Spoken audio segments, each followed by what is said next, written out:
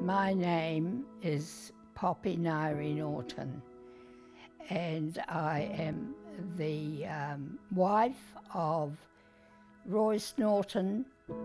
I'm a grandmother of 15 grandchildren. I'm a great-grandmother of 7 grandsons. And who else am I? And I'm a sister.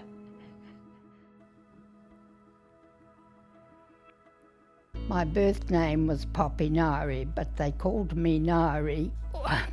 Unfortunately, nearly all of the family, we was a family of 6, Mother and Dad called us all by the second name.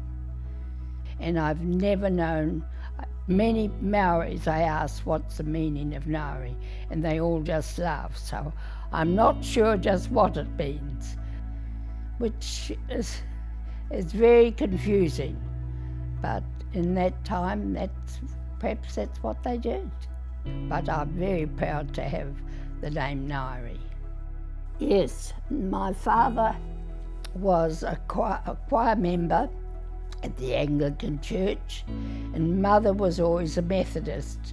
And as far as we were told, we were brought up as a Methodist and have been ever since. Mother was more of a Christian than Dad, and she used to come and pray to us, and she prayed quite a lot because her life wasn't always as happy as it could have been. Grandpa and I tried to think what we had as a child. We had very, very little, but we always went down to the creek and we used to go eeling and swimming amongst the eels, and we used to have lots of fun and make little islands in the creek, and that seemed to be our pleasure. We didn't have any, we weren't allowed to go to any of the friends, but no, we had a very enjoyable life. We really did. We were happy as children because there was 6 of us.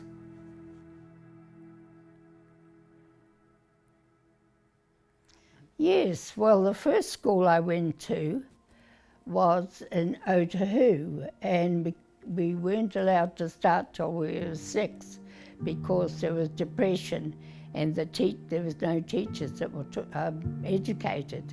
So we couldn't go to school till we were 6.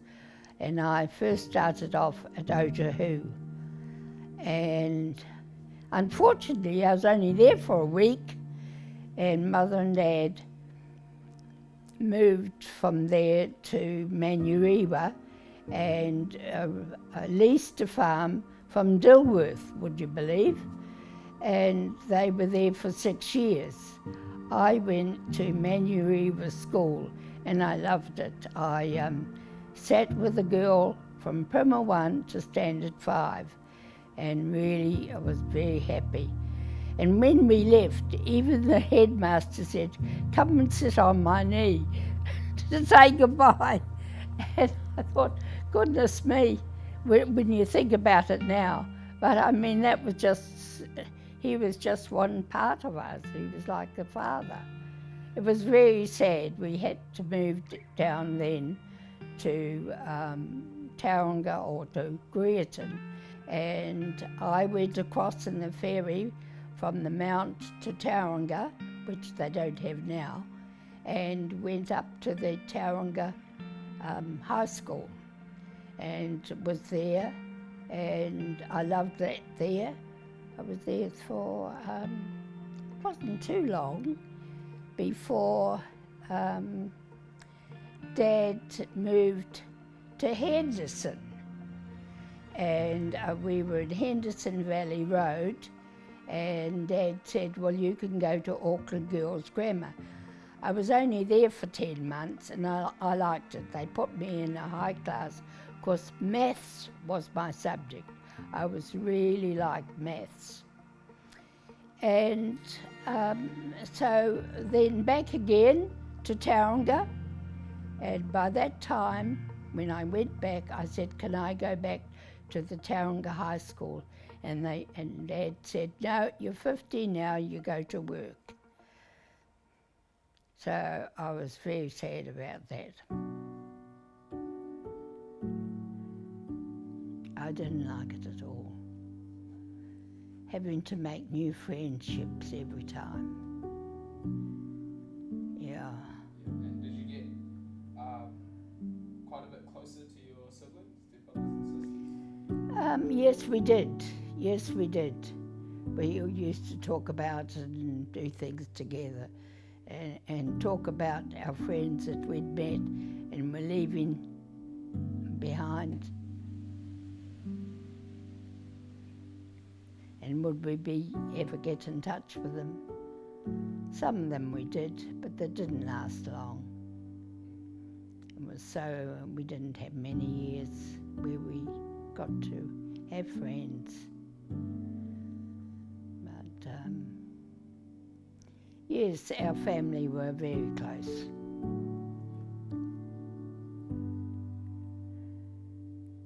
Yes, I always wanted to be a school teacher. And my parents said no, I couldn't be a school teacher. They couldn't afford for me to go as a teacher. And I always wanted to be a teacher. I always played school with my younger sister and my older sister, Pura. I said, come on, let's play school. We were always playing school, and I was the bossy teacher. But I would have liked to be a teacher.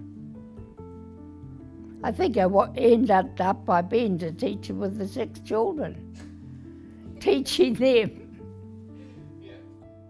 Yeah.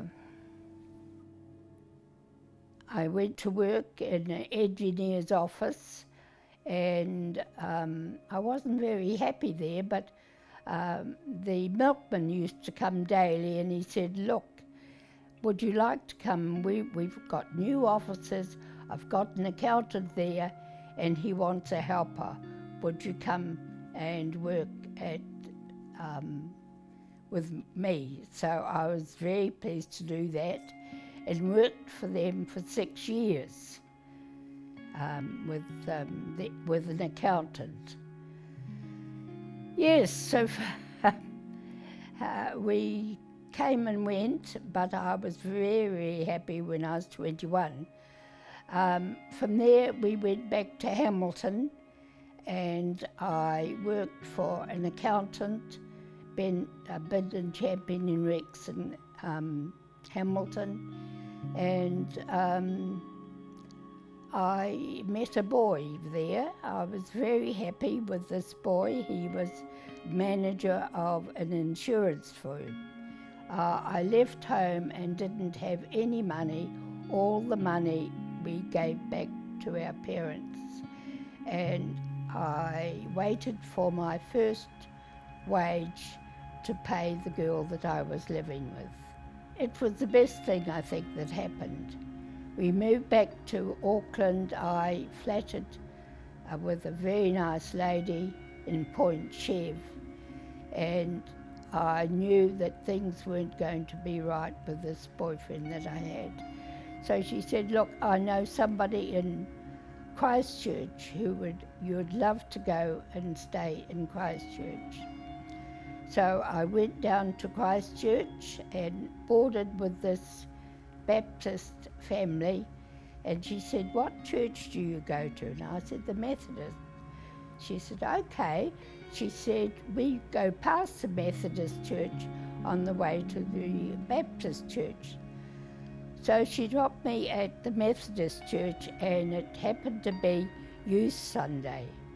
There was a very, very big group of youth people at this church, and Royce was in the pulpit.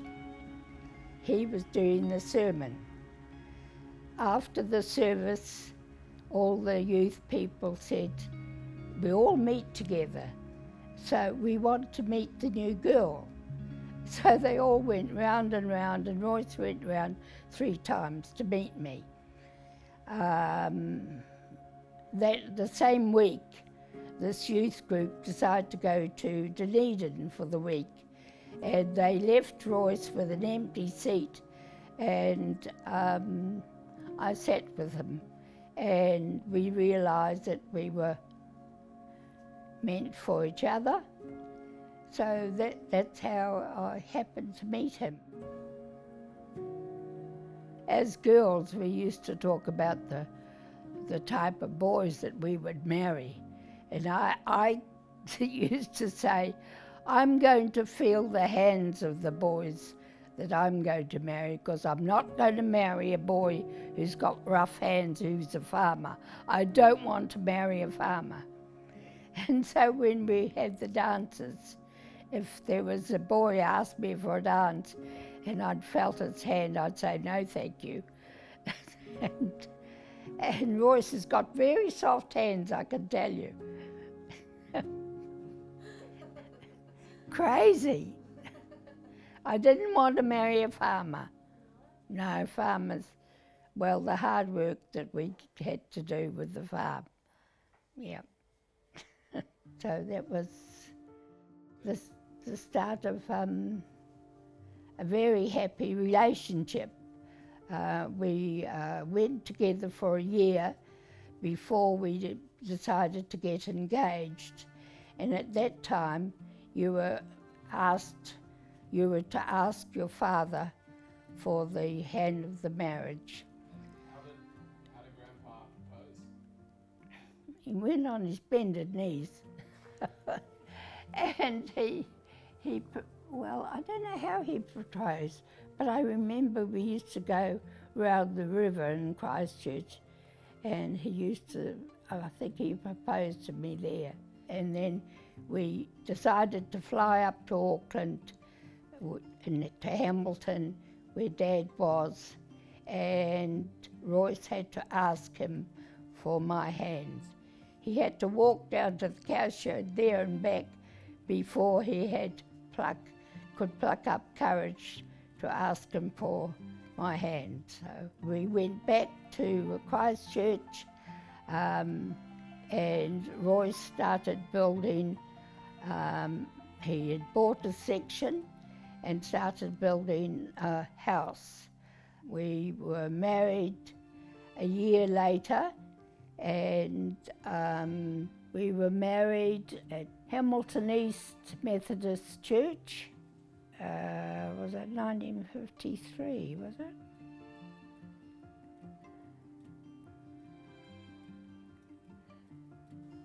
What do you remember of the day? Well, we had our reception down at the Hamilton Lakes, and it was very, very nice, and we had duck, and we had all sorts of lovely food, but it was afterwards we found out that they used to take the ducks off the lake, and, and we had them at our wedding. But no, all the family, as far as I know, came to the wedding. Different people came up from Christchurch, our best man, and Royce's father and mother came up, and the best man's parents came up too from Christchurch. It was quite something to have people to come up to the wedding in Hamilton. And where did you go for your honeymoon? We went up to Russell. We stayed at the Duke of Marlborough Hotel and had a week there, I think, and then came backwards and forwards and stayed at Warkworth, I think, in one of the hotels there, and back to my mother and father, and stayed there a week, I think, before we went back to Christchurch. Came back after our honeymoon. We came back to the house in Ilam Road, and as I say, he kept on. He had friends that even the best man was helping him to build the house, and he paid somebody to come and finish it enough for us to move into. And when we discovered I was having twins, he decided to put a top story to it, so it was a lovely two-storied house. Unfortunately, we don't seem to have a photo of it, but it was a lovely home. A lot of people were very envious, but they all worked so hard on the house and with the children coming and going. So, yeah, what to enjoy most about the early days of our marriage. Got down here planning future. Planning future, possibly was, yeah. And planning how we were going to decorate the house because it was quite empty. We didn't have a lot of china, a lot of furniture and stuff like that. Yeah.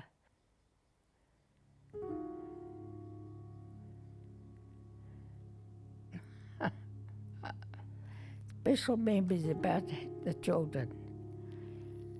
Oh, gosh, the boys always fighting together. Not real fights. They loved having tussles and up and down the passageways and, oh golly, they were always. But you know, the boys always belonged to Boys Brigade and that sort of thing. So that was amazing, what the Boys Brigade, what they did for our boys. Yeah. And no, we were happy families. We had a lot of disagreements, like you would do, but and what was the question? Special memories. Special memories. Trips or Oh yes. No, Grandpa and I went overseas many times. Well, I still don't know, and I still haven't asked the children how I had so many lovely china things broken and cracked, and the parties they must have had at at Epsom there. I've never really asked them. Well, you know, they looked after each other while we were away, but we had some lovely trips, Grandpa and I. And of course, sometimes the children, we'd left Philippa to look after the children, and the boys talk about it now. Oh, she was hard, looking after the 4 boys. But she was responsible for them while we went on the trips. But Grandpa organised a lot of our trips, and we did train trips around the world and that sort of thing that he had planned. We also belonged to the Rodney Ramblers that Royce and I were in charge of for 11 years. And we went trips with them. We went to Rarotonga twice. We went to Norfolk Island. We went all these trips that we had to arrange, and we went with them. So yes, we loved the outdoors, and Royce was very good at organising them. Yeah. I didn't start my running till I was, I first did my half marathon when I was 78. So, and I got to thank Philippa for that. She said, "Mum, you can, let's go walking." And so she said, "Come on, we'll do the half marathon." So we did the first half marathon at, where did we do it? Up at, not Monterey, Kerry, yep. Yeah, but I did 5 marathons or 6 marathons after 78, so I think I was 86 when I did my last half marathon. Yeah. But I've got to thank Philippa for that. She used to say, "Come on, let's go walking, you can do it." So, yeah. So we were at Epsom then, yeah. Yeah, well, I guess the last job I had was at the Mercy Hospital, or Mater Hospital.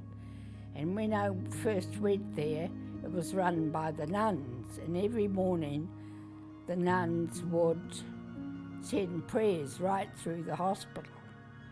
And the nuns ran the hospital for quite some years before they were taken over by the Mercy Hospital. It was no longer called the Mater Hospital. And the nuns were combined with the business people. I enjoyed there. I was 11 years there, paying the nursing staff, and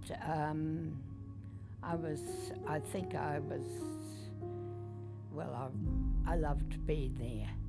And that's where I retired. I was 60 when I retired from there. My job, other jobs, I guess the other jobs I came and went from a solicitor's office and to accountant's office. I had no training, but when we came back to Auckland, I hadn't been working, bringing up the children, I decided to do a retraining course at the Tech AUT. I had to find a time that it didn't interfere with the children. I made sure that I was home between, my work was always schooling from 9 till 3. So for years, the children didn't know I was going to work or what I was doing, because life just went on normally to them. But I was very happy in the jobs that I had. But to had to do the training, and I used to take a girl in to the training with me to AUT, and I passed it and she didn't, and that gave me a boost because I wasn't exactly too young. But I always enjoyed accountancy because maths, as I say, was my subject, and accountancy and the lawyer's office, I enjoyed both those and got very good reports from them. I love going to the beach. At the village, we've been here nearly 2 years, and very seldom do we go over to the village and they have all sorts of things there. But Royce and I like to get out nearly every day. We'll go to a place and have a coffee and go to a beach, and that is what I love. There's so many beaches. I think there's 12 round about. And we also like going on a Monday with the walking group. There's a 22, what have you. And we're very friendly with all of them. We have lots of laughs. Royce and I don't walk very far with them, and we meet them afterwards for coffee. We always used to walk. In fact, we started this walking group where the men go again for 7 years ago, every Monday. And yeah, that's our pleasure. And we like going dining. Our Rebus group have got a dining group, and we always have once a month go out to dining, but she can go to more than that. Yes, and we love seeing people, grandchildren especially, and great-grandchildren. Yes, so that's, yeah. If we've got any problems, Royce and I talk to each other and discuss that.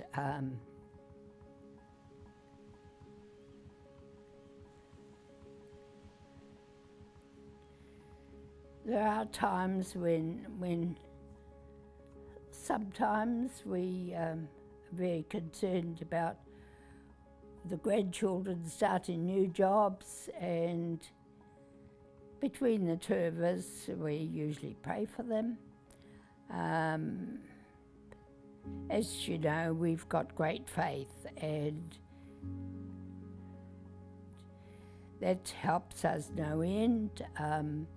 We've got, we can easily call on some of the church folk to come and talk to us. Not exactly, they don't have to pray, but we have got faith. And as somebody said, how have you lived so long?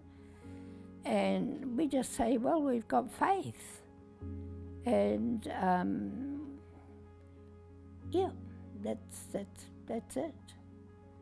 And it has helped us all the time.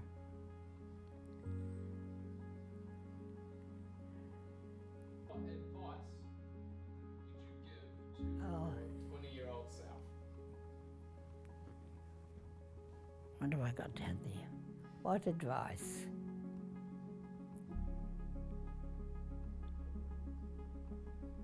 I'd say to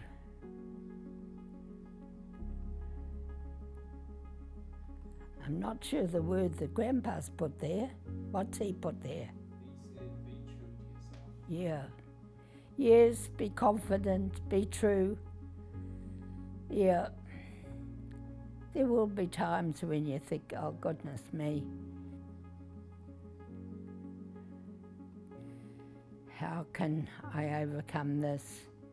But you do. It's life's not always smooth, but if you've got somebody to talk to, regardless of who it is, it could be your mate, it could be your parents, it could be your best friend. Your best friend often is the one you need to talk to. I have a best friend who rings me every night, and she talks to me and tells me her problems, and she asks me, how's your day been today? Tell me what's worrying you. Now this sort of thing can happen to you. You will meet friends that you can talk to and be aware of each day's happening. Yeah.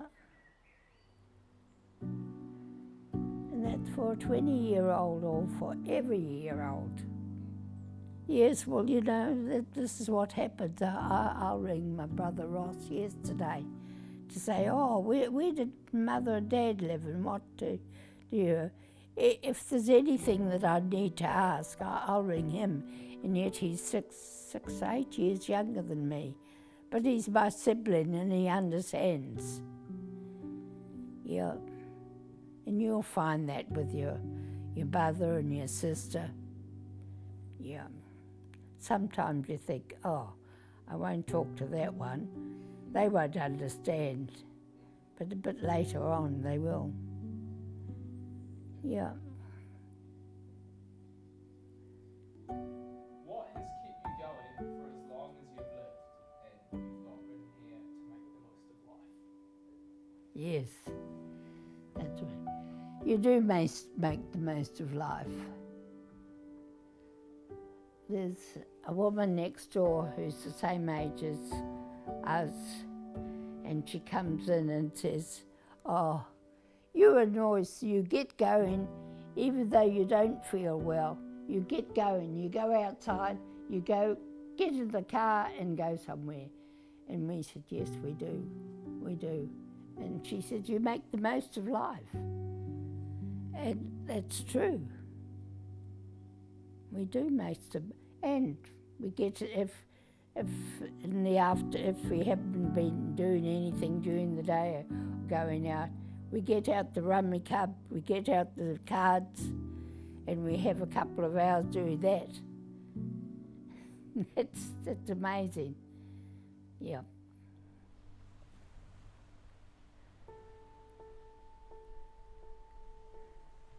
What do you hope for your children, grandchildren, and great-grandchildren? What's he got there? He said, a purposeful future. It's well put, isn't it? Yeah. A purposeful future. Yeah, we do hope that for all the grandchildren, for all the families. Yeah. No, I can't put a better word than that. It's about my life.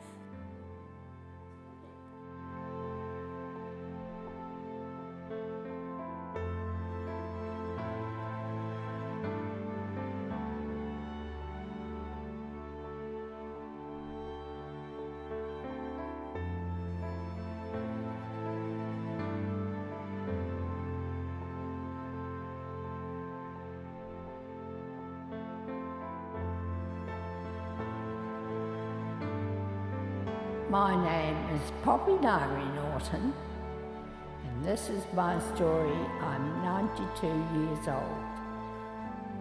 God bless.